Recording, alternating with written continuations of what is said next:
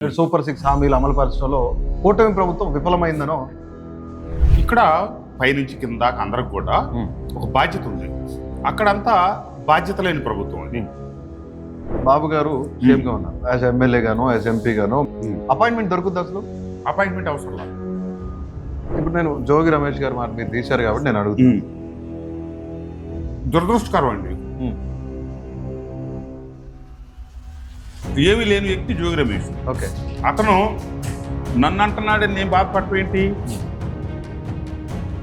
మీకు ఆయనకి అంటే గతంలో ఏమైనా పార్టీలో ఉన్నప్పుడు ఏమైనా అంతర్గత విభేదాలు ఉన్నాయా? వాళ్ళ లక్ష్యం ఏంటంటే దబాయించడం, డబ్బు సంపాదించడం కోసం రాజకీయాల్లోకి వచ్చాను. రాజశేఖర రెడ్డి గారు శివుడు అంశ. ఆయన ఎవరికైనా ఎట్టటి వరాలైనా ఇవ్వడానికి ఆయన తిట్టారు. చంద్రబాబు నాయుడు గారు విష్ణాంశ. ఆయన అంతా పరిశీలన చేసి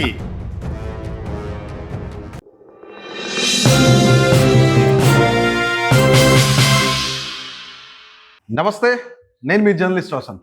ఈరోజు మనతో పాటు బ్రేక్ఫాస్ట్ చేయడానికి మైలవరం నియోజకవర్గం ఎమ్మెల్యే వసంత కృష్ణప్రసాద్ మనతో ఉన్నారు. మాట్లాడదాం సార్. నమస్తే. నమస్తే అండి. సార్ ఎలా ఉన్నారు? బాగున్నాయి. సో మీరు బాగున్నారా? చాలా చాలా బాగున్నాను సార్. సో మీతో బ్రేక్ఫాస్ట్ చేయడం, సరదాగా ఇంటర్వ్యూ చేయడం చాలా మంచిగా అనిపిస్తుంది సార్.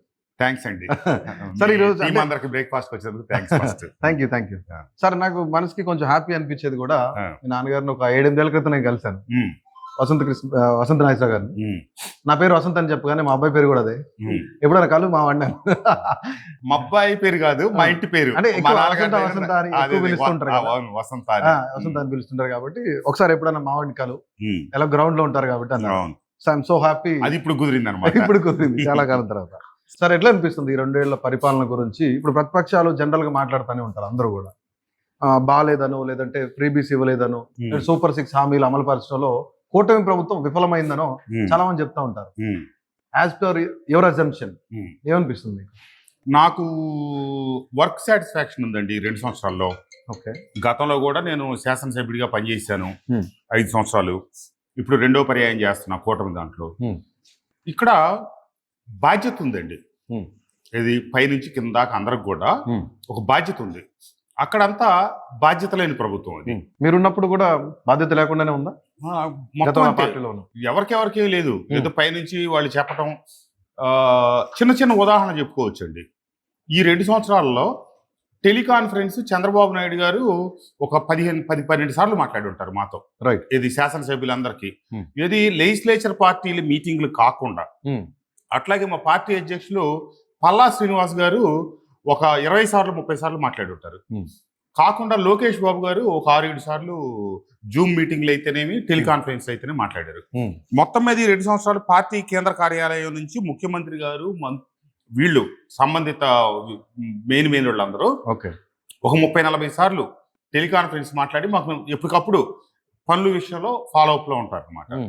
గత ప్రభుత్వ హయాంలో విజయసాయి రెడ్డి గారు 2 సార్లు 3 సార్లు టెలికాన్ఫరెన్స్ మాట్లాడారండి. సజ్జల రామకృష్ణారెడ్డి గారు 2-3 సార్లు. జగన్మోహన్ రెడ్డి గారు 5 ఏళ్ల కాలంలో ఒక్కసారి కూడా మాకేమి ఫోన్ చేసి అత్యవసర సమాచారాలు మీరు ఎట్లా చేయండి అట్లా చేయండి అని చెప్పిన దాఖలాలు ఎక్కడ లేవు. మేము మేట నొక్కుతున్నాం, ఆ డబ్బు పడుతున్నాయి, మీరు వెళ్ళి వేదికలు ఎక్కి మమ్మల్ని బాగండి, ఇదైతే చాలు. అంతే, ఆయన అంతటితో సాటిస్ఫై అయినట్టు.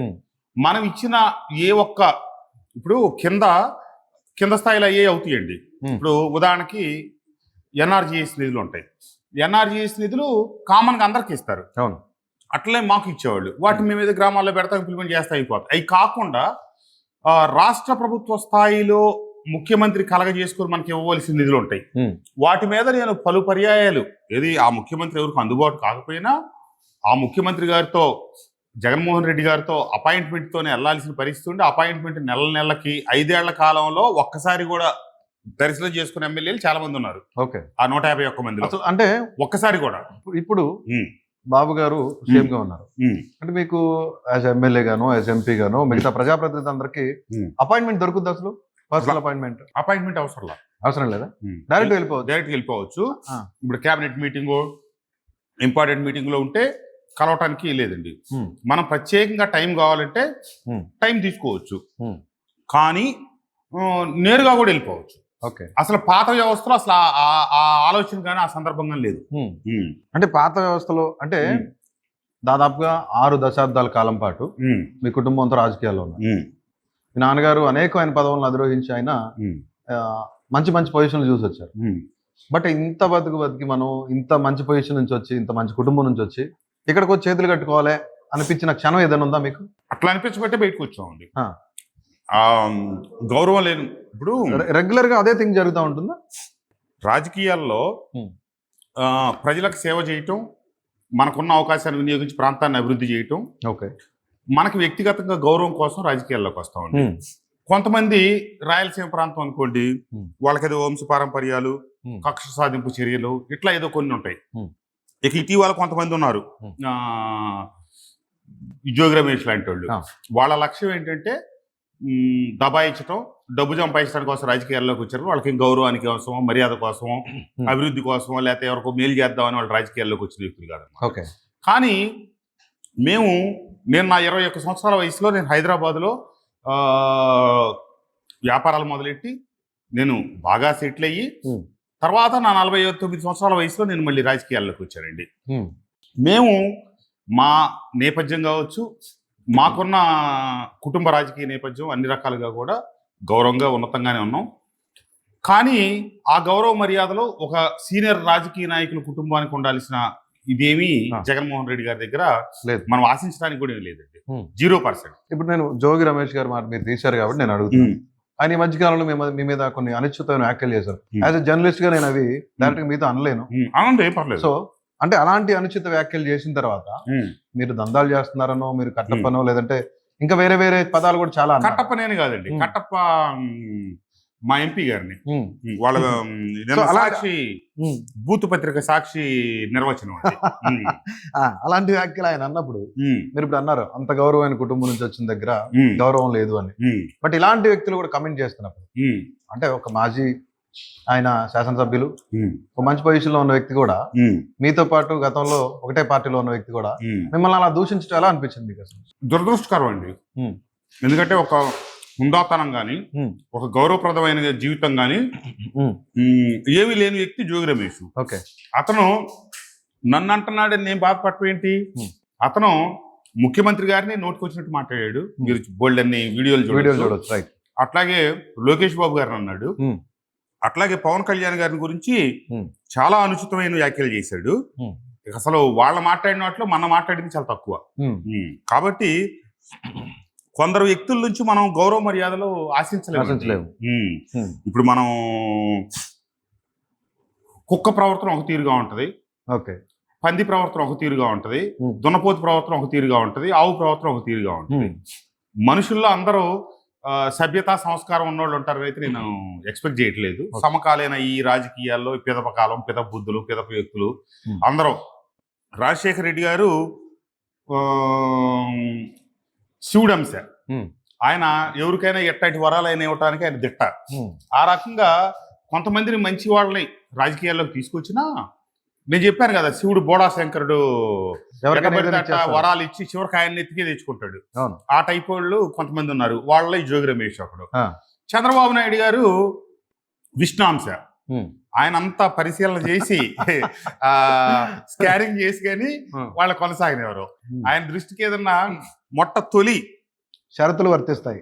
షరతులు వర్తిస్తాయి కాదండి, తొలి శాసనసభాపక్ష సమావేశంలో ఆయన నొక్కి ఒక్కాణించిన ప్రధానమైన వ్యవహారం మాట ఏంటంటే, మీరు గనక ఎవరినన్నా ఇష్టం వచ్చినట్టు మాట్లాడి మీరైనా పిచ్చి పనులు చేస్తే నా మొహం చూసే పని లేదు, నా గుమ్మం దొక్కే పని లేదు, నా ఇంటికి వచ్చే పని లేదు, మీరు అటు నుంచి అడుగుండి అని చెప్పారు. ఇది 3 పార్టీలకు వర్తిస్తుంది అని చెప్పారు. అది అంటే మాట్లాడేటప్పుడు చాలా జాగ్రత్తగా మాట్లాడాలని వార్నింగ్. ఏ విషయమైనా ఆయన ఏం చెప్పారు, ఆడగూతుళ్ళని కనుక ఎవరన్నా తోలనాడి అన్న మాట అంటే వాళ్ళంతా చూస్తా అని చెప్పారు. జగన్మోహన్ రెడ్డి గారు ఏం చేసి వచ్చినా ఆయనకు నచ్చిన వాళ్ళు అంతా సక్రమే. ఎన్ని పిచ్చి పనులు చేసిన, సమాజం వాళ్ళని ఏ రకం చూసినా. సార్, వన్ మోర్ థింగ్, మీ మీద కొన్ని ప్రధానమైన ఆరోపణలు, ఈ గ్రావెల్ విషయంలో కానీ, మట్టి తోలే విషయంలో కానీ దాదాపుగా 2 లక్షల క్యూబిక్ మీటర్లు కాదు, 2 కోట్ల క్యూబిక్ మీటర్ల వరకు మట్టి తవ్వకాలు జరిగినాయి. ఇవన్నీ కూడా వసంత కృష్ణప్రసాద్ గారి ఆధ్వర్యంలోనే జరిగి ఉన్నాయని చెప్పేసి చెప్తా ఉన్నారు. ఈ ఆరోపణను ఎలా ఖండిస్తారు? అసలు ఏం చెప్తారు దీని గురించి మీరు? ఆరోపణ నా మీద కాదండి చేసింది, ఎంపీ గారి మీద. బట్ చర్చ మీ మీద కూడా వస్తా ఉంది ఎక్కువ సేపు. అంటే మా నియోజకవర్గానికి సంబంధించి నన్ను ప్రస్తావిస్తున్నాను. అవును. అది ఆ పోలవరం కట్ట అనేది గత ప్రభుత్వ హయాంలో కొందరు వ్యక్తులు, అతి ముఖ్య నాయకులు వాటిని చేయటం జరిగింది. అప్పటి ఇరిగేషన్ మంత్రి, అప్పటి ముఖ్య నాయకులకి కావలసిన వాళ్ళు అప్పుడే ఎన్జిటి కేసులు రాయటం జరిగింది. వాటి మీద చాలా కేసులు ఉన్నాయి. National green tribunal. అప్పుడు ఒక దాదాపు 100 మంది అక్రమ తవ్వకాలు చేశారని చెప్పి పేర్లు పెట్టారండి. ఎక్కడ నా పేరు కానీ ప్రస్తావన కానీ లేదు. అప్పుడు అక్రమ మైనింగ్ జరుగుతూ ఉంటే అప్పుడు కలెక్టర్కి విచారణ జరిపి చాపండి అని చెప్పి నేను లెటర్ పెట్టాను. ఇది అప్పుడు ఆ ప్రభుత్వంలో నేను శాసనసభ్యుడిగా ఉండగా. తర్వాత నేను వైసీపీ నుంచి తెలుగుదేశానికి వచ్చే క్రమంలో వైసీపీని విడితే అది మొత్తం నా నెత్తిని రుద్దాలని అప్పుడు వైఎస్ఆర్ ప్రభుత్వం ప్రయత్నం చేసిందండి. ఈ జోగి రమేష్ లాంటి వాళ్ళు, ఇంకా కొంతమంది నాయకులు ఏదో రకంగా చేయాలని చెప్పి చేసి సిఐడిని ఉసుగొల్పారు. సిఐడి వాళ్ళు వచ్చి అంత ఎంక్వైరీ చేశారు. చేసి ఆయన 1% చేసి ఉంటే మిగతా 99% కలిపి మేము కేసు పెడతాము, మొత్తం మేము ఆ ఏరియా అంతా సర్వే చేస్తే ఎక్కడ ఆయన ప్రస్తావన కానీ ఆయన పేరు కానీ లేదు. ఏది నేను వైసీపీలో నుంచి తెలుగుదేశంలోకి వచ్చిన తర్వాత, వైసీపీకి రాజీనామా చేసిన ఆయన పేరు పెట్టడానికి కనీసం ప్రాథమిక ఇది కాదు కదా, ఏ రకమైనటువంటి ఏ ఒక్కళ్ళు కూడా ఆయన కళ్ళేది చూపించట్లేదు, కాబట్టి మేము పెట్టలేము అని చెప్పారు ఆ టైంలో. ఆ తర్వాత ఆ పోలవరం కట్ట అంతా గత ప్రభుత్వంలోనే 90% దూరం పూర్తయింది. ఆ పక్కన ఉన్న కుప్పలై ఆ మిగిలిన 10% ఇటీవల కాలంలో కొంతమంది తవ్వారని పత్రికల ద్వారా నేను చూశాను. గాలి పేపర్ ఉంది కదా, గాలి పేపర్ కూడా రాసింది నా గురించి రాయాల.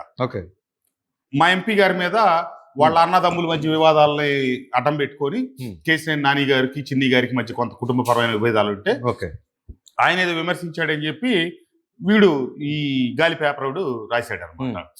అసలు అక్కడ జరిగిందంతా ఆ గాలి ప్రభుత్వంలోనే గాలి పేపర్ వాడికి అన్ని తెలుసు. ఆ గాలి పేపర్ వాడు అప్పుడు చెప్పలా ఎవరెవరు తోలారా గాలి ప్రభుత్వంలో మొత్తానికి తెలుసు.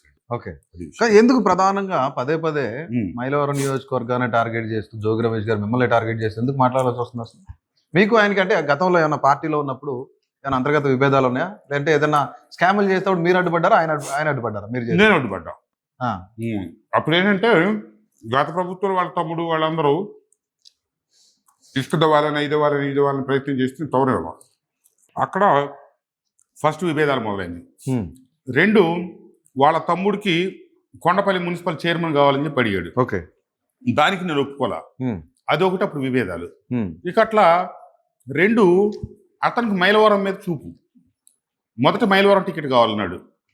ఏదో 2009లో అడిగితే అతనికి మైలవరం ఇవ్వకుండా ఇక్కడ పనికిరాడని చెప్పి ఏదో చివరి నిమిషంలో ఆయన బోడా శంకర్ రాజశేఖర రెడ్డి గారు తీసుకుని పెడల్లో వేశాడు. సరే ఆ 2009లో ఎట్నో ఫస్ట్ టైం ఎమ్మెల్యే అయ్యాడు. తర్వాత 14లో తీసుకొచ్చి ఇక్కడ పెట్టారు. అక్కడ ఎందుకు పెట్టారు అక్కడ నుంచి ఇక్కడ తీసుకొచ్చి అంటే, అక్కడ పెట్టుంటే అసలు ఘోరాతి ఘోరమైన ఇతర ప్రవర్తన, ఇతర పనితీరు, ఇతర అవినీతి కార్యక్రమాల మూలంగా అసలు అక్కడ నామినేషన్ వేసే పరిస్థితి లేదు. అందుకని ఇక్కడ తీసుకొచ్చి పెట్టారు. ఇక్కడ కాస్త ఓడిపోయాడు. తర్వాత 2019 వచ్చాడు. అప్పటికి మర్చిపోయి ఉంటారు అక్కడ జనం. అది కాకుండా ఇక్కడ ఆర్థికపరమైనటువంటి కొన్ని వెసులుబాట్లు చూసుకొని ఇక్కడ మూటమ్మల్లో చదువుకొని మళ్ళీ అక్కడికి వెనక్కి వెళ్ళిపోయాడు. అతనికి ఇక 2024లో ఇక్కడికి రావాలని కోరిక ఉంది. కానీ కోరిక ఉండటమే కాకుండా పెడంలో అయితే ఏ రకంగా పోటీ చేసే పరిస్థితి లేదు. మొదటిసారి చేస్తే రెండోసారి మార్చి, మూడోసారి మైలవరం ఎక్కడ చేస్తే మళ్ళీ ఎక్కడ తీసుకుని పెడంలో వేసి షఫలింగ్ అంటే అసలు ఇప్పుడు ఇక 2 సార్లు అయిపోయిన తర్వాత పెడంలో ఇతర జీవితకాలం అక్కడ ఎప్పుడు పోటీ చేసినా ఇతర డిపాజిట్ రాదు. అది అర్థమయ్యి ఇతర అవినీతి, ఇతర వికృత చేష్టల వల్ల జగన్మోహన్ రెడ్డి గారి గతిలేని పరిస్థితిలో ఏదో బీసీలనే ఈయన ఇబ్బంది అవుద్ది నాకు అని చెప్పి ఇతర అల్లరి చేస్తాడని చెప్పి తీసుకొచ్చి చివరి నిమిషంలో పెనమలూరులో వేశారు. పెనమలూరులో ఆ మంత్రిగా వచ్చిన 3 మాసాల్లో అప్పుడు పూర్తయిపోయిన లేఅవుట్లు వాటి అందరిని పిలిచి మున్సిపల్ సిబ్బంది లేఅవుట్ల వాళ్ళ దగ్గర విచ్చలవిడి అవినీతి కేవలం ఆ 2 మాసాల్లోనే. ఇక అక్కడ కృష్ణా జిల్లాలో అత్యధిక మెజార్టీతో ఒక 60,000 ఓట్లతో ఓడగొట్టు కూర్చున్నారు. ఇక అక్కడ అయిపోయింది. ఈ పెనమలూరు అనేది మనకి ఏమాత్రం పనికిరాదు. ఓకే. అక్కడికి పెడన పోయే పరిస్థితి లేదు. కాబట్టి ఇంకొకసారి మన అదృష్టం ఇక్కడ పరీక్షించుకుందాం అని చెప్పి దీనికి ముందు అసలు ఇతను తెలుగుదేశంలోకి వెళ్ళాలని, జనసేనలోకి వెళ్ళాలని విశ్వ ప్రయత్నం చేశాడు. ఇతను మొహం కూడా గుమ్మం కూడా దొక్కనివ్వనేటప్పటికీ దీంతో ఓ సంవత్సరాల కాలక్షేపం చేసి ఈ మధ్య నేను బతికున్నానని చెప్పి నిరూపించుకోవడం కోసం వచ్చేదో కూడా మాట్లాడాలి కాబట్టి ఇష్టారాజ్యంగా మాట్లాడటం, ఇష్టం ఏది పడితే అది చేస్తానని చేస్తా ఉన్నాడు. ఇప్పుడు ఆయన టీవీల ముఖంగానో పేపర్ల ముఖంగానో కొన్ని వ్యాఖ్యలు చేస్తూ ఉన్నారు. వసంత కృష్ణప్రసాద్ గారు ఎప్పుడు చూసినా మా బీసీల పైన ఏడుస్తూ ఉంటారు, బీసీలను తక్కువ చేసి మాట్లాడారు, మాది గౌడకులో కళ్ళమ్ము కూడా మా వృత్తి, దాన్ని కూడా మంద అమ్ముకునేవాడు కళ్ళు అమ్ముకునేవాడు చిన్న చూపు చూస్తున్నాడు మమ్మల్ని అని చెప్పి ఆయన మాట్లాడుతూ ఉన్నారు. నిజంగానే అలా మాట్లాడారా మీరు? నేను మాట్లాడలేదండి. అతను ఒక వీడియోలో చెప్పాడు, అదే నేను చెప్పాను. వాళ్ళు మొదట్లో ఇట్లాగే మీలాగా ఇంటర్వ్యూ జరిగేటప్పుడు ఏంటండి వీళ్ళ నేపథ్యం అని అడిగారు. ఓకే. అడిగితే వీళ్ళు మొదట్లో ఎరక్ కాంట్రాక్టర్స్ అండి, తర్వాత ఏదో బార్లు గిర్లు పెట్టారు, అవి కొంతకాలం అమ్ముకుంటా నిదానంగా స్థిరపడ్డ తర్వాత రాజకీయాల్లోకి వచ్చాడు, ఈ రకంగా ఎదిగినోడు అని చెప్పని తప్పితే అతను ఎప్పుడు గౌడ కులం కలు ఇట్లా నేను అతనేం తక్కువ చేసి మాట్లాడలా. నా వెనకుండేదంతా మైలవరం నియోజకవర్గంలో గౌడ సామాజిక వర్గం 70% తెలుగుదేశం అనుకుంటుందండి. ఓకే. అతని ఇంటి బజార్లో ఉన్న గౌడాస్ కూడా అతను ఓట్లేరు. అతను పాతిల్లు ఉండేది, ఆ వీధిలో ఉన్న గౌడాస్ మొత్తం నా సమక్షంలో 2024లో వచ్చి తెలుగుదేశం పార్టీలో చేరారనమాట. అతను సొంత సామాజిక వర్గం సంబంధించిన వ్యక్తుల దగ్గర నేను బయటకు వచ్చాను కదా చివరి 2 మాసాలు 3 మాసాలు, ఇక్కడ షిఫ్ట్ ఆపరేటర్ పోస్టులు అని ఉంటాయి, వాళ్ళకి ఉద్యోగాలు ఇప్పించి వాళ్ళ దగ్గర డబ్బులు తీసుకున్నాడు 4-5 లక్షలు 5 లక్షలు. అది బహిరంగ రహస్యం, బయటకు వచ్చింది. ఈ ప్రభుత్వం వచ్చిన తర్వాత ఏం చేశారు, నేను అధికారంలో ఉండగా ఎవరికైతే ఉద్యోగాలు ఇప్పించానో వాళ్ళని తీపిచ్చి డబ్బులు తీసుకొని వేరే వాళ్ళకి ఉద్యోగాలు పెట్టించాడు. పెట్టిస్తే నేను మళ్ళీ వచ్చిన తర్వాత, నేను మళ్ళీ రెండోసారి శాసనసభ్యుడు అయిన తర్వాత ఎవరితో అయితే డబ్బులు తీసుకొని ఉద్యోగాలు పెట్టాడు, ఎవరెవరో దేశంలో ఉన్న వాళ్ళు అందరూ ఇట్లా రకరకాల వాళ్ళని తీసేసి మళ్ళీ పాత వాళ్ళని పునర్నియామకాలు చేయించారన్నమాట. ఆ క్రమంలో ఇతను పెట్టించిన వాళ్ళు నా దగ్గరికి వచ్చారు. వచ్చి సార్ ఇట్లా మేము డబ్బులు ఇచ్చాము, మా దగ్గర డబ్బులు తీసుకుని ఉద్యోగాలు ఇప్పించాడు, మీరేమో ఇప్పుడు వచ్చి మళ్ళీ ఉద్యోగాలు తీపిచ్చారు, మా పరిస్థితి ఏంటి సార్ అని చెప్పి లబోదీపం అంటే మీరు వెళ్ళి ముందు అడగండి, డబ్బులు ఇస్తే సరే, డబ్బులు ఇవ్వకపోతే కనుక పోలీస్ స్టేషన్లో కేసు పెట్టండి, అప్పుడు చూద్దాం అని చెప్పి చెప్పాను నేను. సార్ నేను కొన్ని క్వశ్చన్లు అడుగుతాను, అడగండి. అన్ఫిల్టర్గా సమాధానం చెప్తారా? 100% ఫిల్టర్ చేయాల్సిన పని లేదండి. 2022లోనే లిక్కర్ స్కాము, అది పెద్ద స్కాము, దాదాపుగా ఢిల్లీ లిక్కర్ స్కామ్ కన్నా పెద్దది. అంటే పేపర్ల మీద అయితే 3,500 కోట్లు అని చెప్తున్నారు, ఇంకా ఎక్కువ, కానీ 40,000 కోట్ల వరకు ఉంటుందని చెప్పేసి ఒక అంచనా వేస్తా ఉన్నాం. ఇందులో మీరు కూడా ఒక భాగమే అని చెప్పేసి జోగి రమేష్ పదే మిమ్మల్ని మీ పైన ఆరోపిస్తా ఉన్నాడు. లిక్కర్ షాపుల నుంచి 1-2 లక్షలు కూడా వసూలు చేసి దాదాపుగా 25 లక్షల వరకు వసూలు చేస్తున్నారు ప్రతి నెల అని చెప్తున్నారు. ఇప్పుడు కూడా మరి అప్పుడు ముఖ్యమంత్రి పదవి ఎలగబెట్టిన గాయల్ రెడ్డి లెవెన్ రెడ్డి ఏం చేశాడు, నేను ఒక్కో షాప్లో 2 లక్షలు వసూలు చేస్తుంటే అన్ని గవర్నమెంట్ షాపులు, అతనే లెక్కర్ అమ్మాడు, గవర్నమెంట్ అమ్మింది, నేను ఎక్కడ వసూలు చేస్తా? బెల్ట్ షాపుల ద్వారా వసూలు చేశారు. బెల్ట్ షాపులు లేవే ఆ రోజుల్లో, ప్రభుత్వ షాపులే తప్పితే. అంటే ఆయన జగన్మోహన్ రెడ్డి ప్రభుత్వ హయాంలో బెల్ట్ షాప్ అనేది లేదు. ఆయన ఆరోపణ ఏంటంటే మీ నియోజకవర్గంలో నడిపారని చెప్తున్నాడు. ఆయన నడపలేదండి, అసలు ఆరోపణ ఎవరూ చేయలేదు. మీరు ఒక ఇండిపెండెంట్ సంస్థ అండి, మీకు పూర్తిగా పత్రికా స్వేచ్ఛ ఉంది, మీరు ఒక యువ జర్నలిస్టు. ఈరోజు ఇది అయిపోయిన తర్వాత బయలుదేరి మైలవరంలోకి వెళ్ళండి, మీ కారు మీద స్టిక్కర్లు కూడా ఉండవు కదా, వెళ్ళి అన్ని ఊళ్ళు తిరగండి. గత ప్రభుత్వ హయాంలో షాపులు నడిచిన ఊళ్ళు లేదా నిర్వహించిన వాళ్ళు, మీరు ఎప్పుడైనా వసంత కృష్ణ ప్రసాద్కి ఏమైనా ఇచ్చారా, లేదా వసంత కృష్ణ ప్రసాద్ ఎక్కడైనా షాపులు పెట్టించారా, అసలు బెల్ట్ షాపులు ఎక్కడన్నా ఉన్నాయా అనేది మీరు ఎంక్వైరీ చేయండి. ఇప్పుడు ఈ ప్రభుత్వ హయాంలో ఎక్కడన్నా ఒకటారా బెల్ట్ షాపులు ఉన్నాయో మనకు తెలియదు, వాటిని కూడా మనం కంట్రోల్ చేసాం తప్పితే ఎక్కడా లేవు. ఇప్పుడు నేను కొన్ని చోట్ల ఈ షాపులు లైసెన్స్లకు వేసేటప్పుడు మీకు పేపర్లో చాలా వచ్చినాయండి, నియోజకవర్గ ప్రజాప్రతినిధులు కలం ఉంది, లైసెన్స్ వేయనీయట్లేదు, వేసినా వాళ్ళ మీద దౌర్జన్యాలు చేస్తున్నారని. మా మైలవరం నియోజకవర్గం ఉమ్మడి కృష్ణా జిల్లాలో అత్యధిక లైసెన్స్లు వేసిన నియోజకవర్గం మా మైలవరం ఒకటే. ఇక్కడ నా దగ్గరకు చాలా మంది వచ్చారు, సార్ మీ దగ్గర షాప్ వేద్దాం అనుకుంటే, నా దగ్గరికి ఎందుకు వచ్చావా, పోయి నువ్వు అక్కడ వేసుకోవాల్సిన దగ్గర వేసుకో లైసెన్సు, నా దగ్గర రావాల్సిన పని లేదు, నన్ను గడవాల్సిన పని లేదు, ఏమి చేయాల్సిన పని లేదు, మీరు ఎవరు కావాలంటే వాళ్ళు వేసుకోవచ్చు, ఎంతమంది కావాలంటే అంతమంది పెట్టుకోవచ్చు, మాతో ప్రమేయం లేదని చెప్పాక ఏ పత్రిక కూడా గాలి పత్రికతో సహా మైలవరం నియోజకవర్గంలో లైసెన్స్లు వేయడానికి కాళ్ళు అడ్డం పెడతారు, ఇళ్ళు అడ్డం పెడతారు, ఒక్కడు కూడా రాయలేదండి ఇక్కడ ఈ నియోజకవర్గం గురించి. నేను నమ్మిన వెంకటేశ్వర స్వామి సాక్షిగా ఓకే. నేను 32-33 సంవత్సరాలు మాలేసుకున్న అయ్యప్ప స్వామి దగ్గరికి క్రమం తప్పకుండా నా 11వ సంవత్సరం నుంచి నేను ఎమ్మెల్యే అయిన దాకా కూడా ప్రతి సంవత్సరం అయ్యప్ప స్వామి మాలేసుకుని వెళ్ళండి. నేను నమ్మిన దైవాల మీద ప్రమాణం చేస్తా. నేను ఒక్క షాపు నుంచి ఒక్క చిల్లిగవ 7 సంవత్సరాల కాలంలో ఒక్క చిల్లిగవ ఒక్క రూపాయి కూడా తీసుకోలేదని ఆ దేవుళ్ళ మీద ప్రమాణం చేసింది చెప్పగలను. Okay, right. ఇప్పుడు 2 తెలుగు రాష్ట్రాలు నేను మీకు ఇంకోటి కూడా చెప్తున్నా. మీరు నియోజకవర్గంలోకి వెళ్ళి వసంత కృష్ణ ప్రసాద్ గారు ఎక్కడైనా డిమాండ్ చేశాడా, ₹1 ఎక్కడైనా వసూలు చేశాడా? మీరు ఎవరైనా వెళ్తాం డెఫినెట్లీ. పబ్లిక్ మీరు అడగాలి. మీరు అన్ని పూర్తిగా ఏదో 10 నిమిషాలు అరగంట కాదండి, 48 గంటలు 2 రోజులు సర్వే చేయండి. ఓకే. జోగి రమేష్ మీద నా మీద మీరు లోతుగా ప్రశ్నించి యాజ్ ఇట్ ఈస్ అన్ఫిల్టర్డ్ గా ఆ వీడియోలన్నీ వేస్తాం, వేసేయాలా. మీరు ఖచ్చితంగా వేయాలా. షాపుల వాళ్ళందరి దగ్గరికి వెళ్ళండి. గతంలో గవర్నమెంట్ షాపులు కదా, గతంలో షాపులు మనం నడపడానికి చెప్పడానికి చేయడానికి ఏముంటది, అన్ని గవర్నమెంట్ పెట్టి. ఇప్పుడంటే ప్రైవేట్ షాపులు. ఏ షాప్ వాళ్ళైనా ఒక్క షాపు వ్యక్తిని వసంత కృష్ణ ప్రసాద్ పిలిపించి మాట్లాడి మాకు నెలకెంత ఇయ్యని కనుక చెప్పుంటే నేను దేనికైనా సిద్ధం అండి. Okay, right. అట్లాగే మీరు పెడన కూడా వెళ్ళాలి. మీరు పెడన కూడా సరే వెళ్ళపోవడం మీ ఇష్టం. పెడన్లో కూడా ఇతగాడి వ్యవహారాలు గత 5 సంవత్సరాలు ఏవి నిర్వాకాలు కూడా మీరు రైట్. ఇప్పుడు 2 తెలుగు రాష్ట్రాల్లో ఒక సంచలనం సృష్టిస్తున్న కేసు ఏదైతే ఉందంటే సాయి కృష్ణ కేసు. ఈ కేసులో చాలా మంది రాజకీయ నాయకులు ఉన్నారు, పోలీస్ అధికారులు ఉన్నారు, అంటే చాలా పెద్ద స్థాయి వ్యక్తులు కూడా ఉన్నారు అని చెప్పేసి చెప్తున్నారు. అంటే సాయి కృష్ణని లాకప్ డెత్ ఇష్యూ ఏదైతుందో అందులో రాజకీయ నేతల ఇన్వాల్వ్మెంట్ ఉంది అని చెప్తున్నారు. అందుకే ఎలాంటి ప్రూఫ్ దొరకకుండా సిఐ నాగరాజుని కూడా అరెస్ట్ చేశారు. నాగరాజు ప్రాణాలు సేఫేనా అనే క్వశ్చన్ ఇప్పుడు వస్తుంది. ఇప్పుడు రాష్ట్రంలో రౌడీ షీటర్లు అమాంబాపతు నేను అనుకోవటం 10-15 వేల మంది ఉంటారండి. ఓకే. అసలు ఒక కుర్రోడి మీద రాష్ట్ర స్థాయి పెద్దలకి ఏం పని, వాళ్ళకి ఏం రెండో పని లేదా?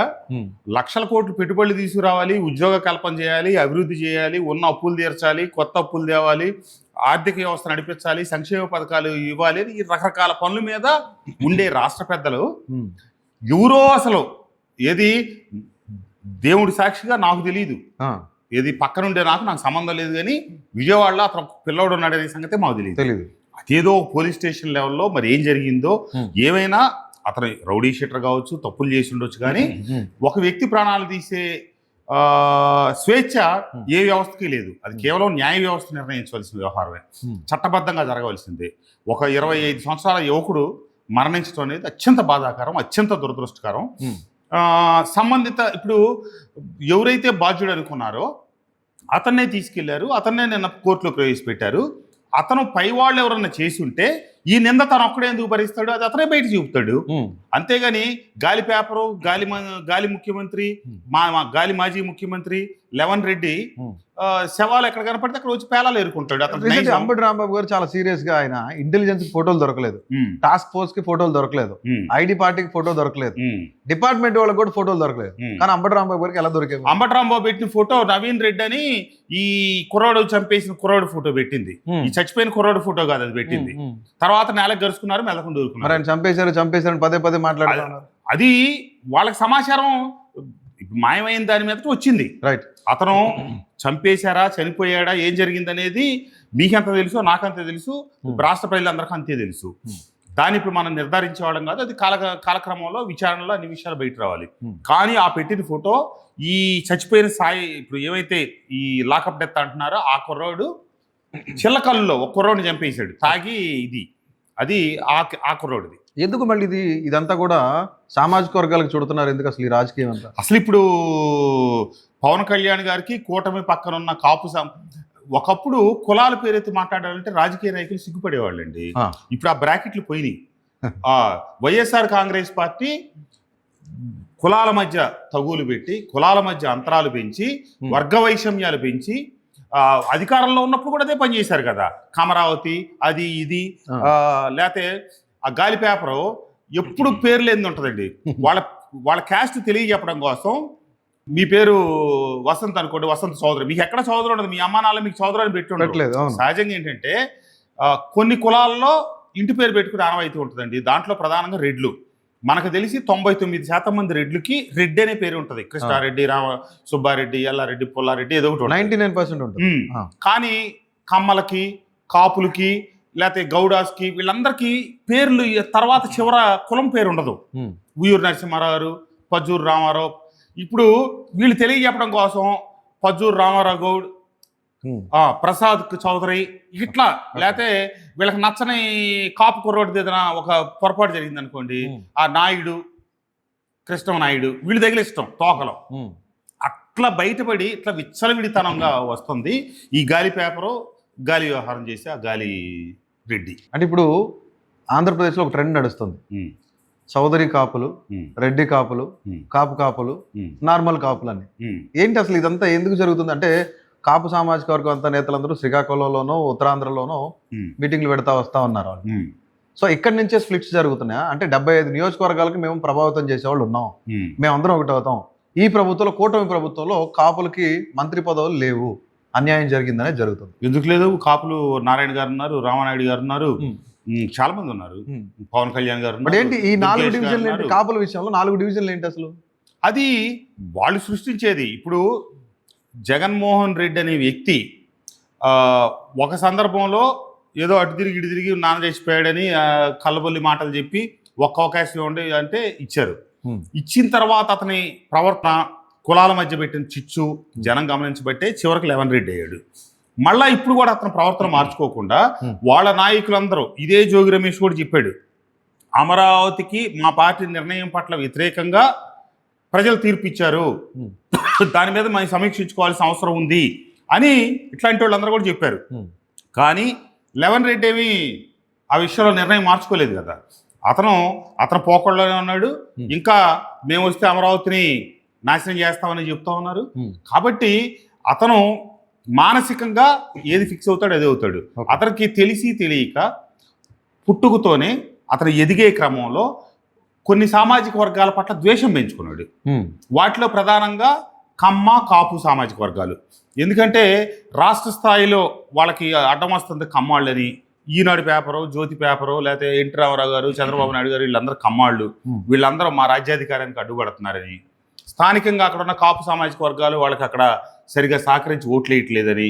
ఇట్లా ఇక తర్వాత ఏంటంటే వాళ్ళ అవసరాల కోసం కాపులు దగ్గర చేసుకున్నట్టుగా నటిస్తా, కమ్మోళ్ళకి కాపులకి మధ్య కొన్ని చారిత్రాత్మకంగా కొన్ని సంఘటనలు జరిగిన వాటిలో కొంత చిన్న విభేదాలుంటే వాటిని ఇంకా పెంచి పోషించి వాటికి పెట్రోల్ పోసి కిరసనాయిలు వేసి రోజు పుల్లలేగేసి ఏదో రకంగా ఈ సామాజిక వర్గాలను భ్రష్టు పెట్టించాలి, తను రాజ్యాల్లో అధికారంలో ఉండాలి. ఇది అతని నైజం, అతని లక్ష్యం. అది ప్రజలు గమనించారు. ఏదో కొన్ని సందర్భాలు అపోహలు పడి ఒకళ్ళ మీద ఒకళ్ళు దాడులు చేసుకోవచ్చు తప్పితే ఇతని కోసం కాపులు వచ్చి కమ్మోళ్ళ మీద, కమ్మోళ్ళు వచ్చి కాపుల మీద ఎవరు పడే ఆలోచన లేదు. అన్నదమ్ముల్లా కలిసిపోయి ఉన్నారు. పవన్ కళ్యాణ్ గారు లాంటి సామాజికవేత్త ఈ రోజున అతను ఏమంటున్నారు, కులాలు కాదు మన అందరం కులాలకు అతీతంగా కలిసి ఉండాలి, దానికోసమే పనిచేయాలని చెప్పేదేమో ఒక వ్యక్తులైతే, ఏదో రకంగా కులాల పేర్లు పెట్టి రోజు రాసి ఉన్నది లేనిది సృష్టించి, బాబు మాకు ఇక్కడ ఏ రాజకీయాలు లేవు, పోలీసు వాళ్ళకి ఇక్కడ జరిగింది దీంట్లో రాజకీయ ప్రమేయం లేదని ఆ తల్లి తన బంధువులు వాళ్ళందరూ మొత్తుకున్నా ఇతగాడు రాసే రాతలు రాసుకోవటమే సునకానందం అంటారు కదా. రోజు ఆ పేపర్, గాలి పేపర్ చదివే ఆ గాలి బ్యాచ్కి అదొక ఆనందం. కానీ రాష్ట్రంలో ఎప్పుడు మీరు గుర్తుపెట్టుకోండి, వాళ్ళకు ఒక 35%, 40% లేదా 37% వాళ్ళ ఒక జనం ఉంటే, ఇటుపక్క ఒక 40% ఉంటే, ఈ 40-40% తటస్థులు ఉంటారు 20%. వాళ్ళన్నీ గమనిస్తుంటారు గాలి మాటలు, గాలి చేష్టలు, గాలి వేషాలు. వాళ్ళు ధర్మానికే పక్కనే నిలబడతారు. కాబట్టి మన 2024 ఎలక్షన్ వాళ్ళు ధర్మం పక్క నిలబట్టే 11 రెడ్డి అయ్యాడు. రేపొద్దు మరి 9 రెడ్డి అవుతాడో ఇంకేమన్నా అవుతాడో మనం చూడాలి. ఈ గాలి చేష్టలన్నీ ప్రజలు గమనిస్తూనే ఉంటారు. ఇక అతనికి అధికారం అనేది కళ్ళ ఎన్ని వేషాలు వేసినా. కళ్యాణ్ గారి గురించి మీరు సామాజికవేత్తన గొప్ప మాట చెప్పారు.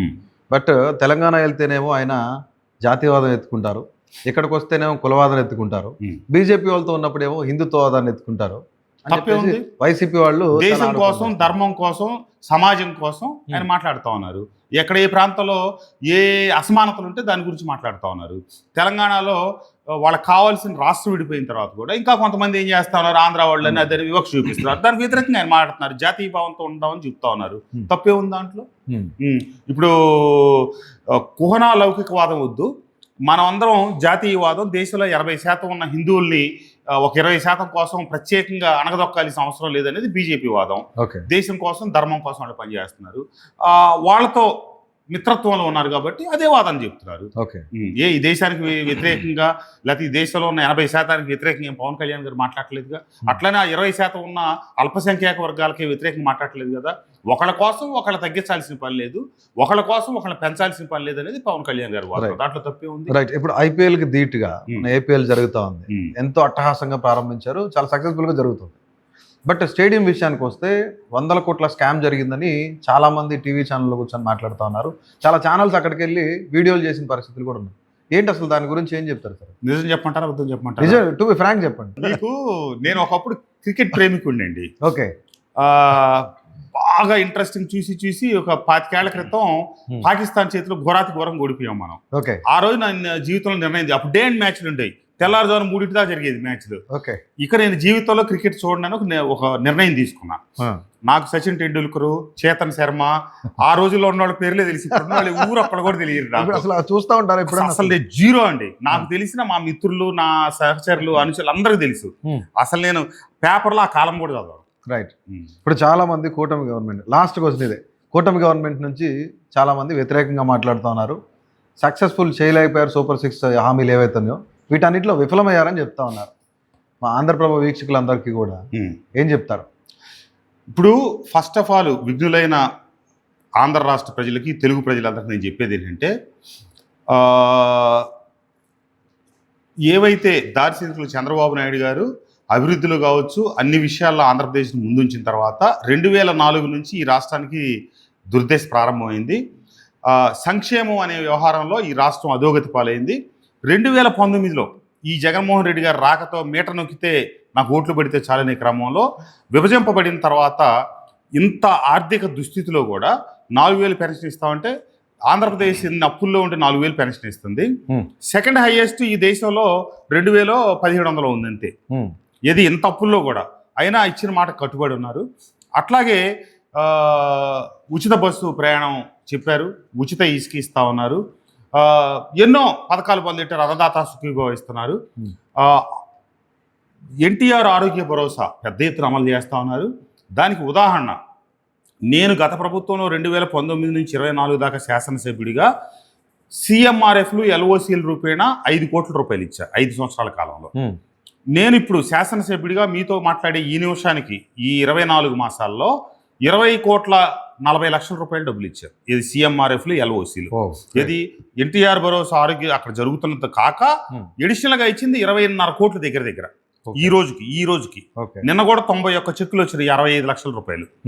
మాకు వారం క్రితం 63 చెక్కులు వచ్చినాయి 50 లక్షల రూపాయలు. ఈ రకంగా ఈ ప్రభుత్వం ఆదుకుంటుంది. గత ప్రభుత్వంలో ఇదే జగన్మోహన్ రెడ్డి గారిని సాక్షాత్ కొట్టు సత్యనారాయణ గారు, నేను, సామినేని ఉదయభాను గారు 30 మంది ఎమ్మెల్యేలు అసెంబ్లీ సమావేశాలు అయ్యాక లోపలికి వెళ్ళే ఛాంబర్లోకి వెళ్ళే ముందు సీఎం గారు నిలబెట్టి చుట్టూ 30 మంది ఎమ్మెల్యేలు ఉండి ఇట్లా CMRFలు సక్రమంగా ఇవ్వట్లేదు, ప్రజలు ఇబ్బంది పడుతున్నారు, మీరు ఇవ్వాలి అని చెప్పి మేము అడిగాం. నేను ఒక్కడిని చెప్పట్లే, అక్కడ 20 మంది 30 మంది సుమారుగా శాసనసభ్యులు ఉన్నారు. అడిగితే ఒంటికాల మీద వేసాడు. ఇవన్నీ అబద్ధాలు, కార్యకర్తలు దొంగ బిల్లులు తయారు చేసి తీసుకొస్తుంటే మీరు అన్ని పెట్టి మాకు పంపుతున్నారు, ఈ రకంగా మీరు స్కామ్ నడిపిస్తున్నారు ఎమ్మెల్యేలు మొత్తం, నేను దానికి సహకరించను, CMRFలు ఇచ్చే ప్రశ్న లేదు, గెట్అవుట్ అనేది ఛాంబర్లోకి వెళ్ళిపోయాడు. అది ఆయన నైజం. ఈ రోజున నేను ఒక శాసనసభ్యుడిగా పార్టీలకు అతీతంగా మీరు ఆశ్చర్యపోయే విషయం చెప్తా. జోగి రమేష్ ఇంట్లో 20 సంవత్సరాల బట్టి పనిచేసే ఒక కుటుంబం, వాళ్ళ ఇంట్లో పనిచేస్తున్నారు గత 20 సంవత్సరాల నుంచి. వాళ్ళ బిడ్డకి కష్టం వస్తే 85,000 CMRF చెక్ ఇచ్చారు. గ్రేట్. ఈ ఇచ్చిన 20.5 కోట్లలో పార్టీలకు అతీతంగా, కులాలకు అతీతంగా అందరూ ఉన్నారు.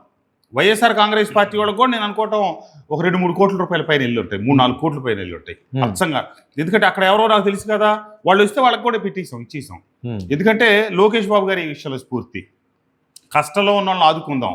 గాలివాళ్ళు, గాలిరెడ్డి, గాలి మాటలు, గాలి వ్యవహారాలు ఎన్నైనా చేస్తారు, కానీ మనం ధర్మాన్ని అనుసరించి వెళ్దాం, కష్టంలో ఉన్న వాళ్ళని ఆదుకుందాం అని ఆయన స్పష్టంగా చెప్పారు.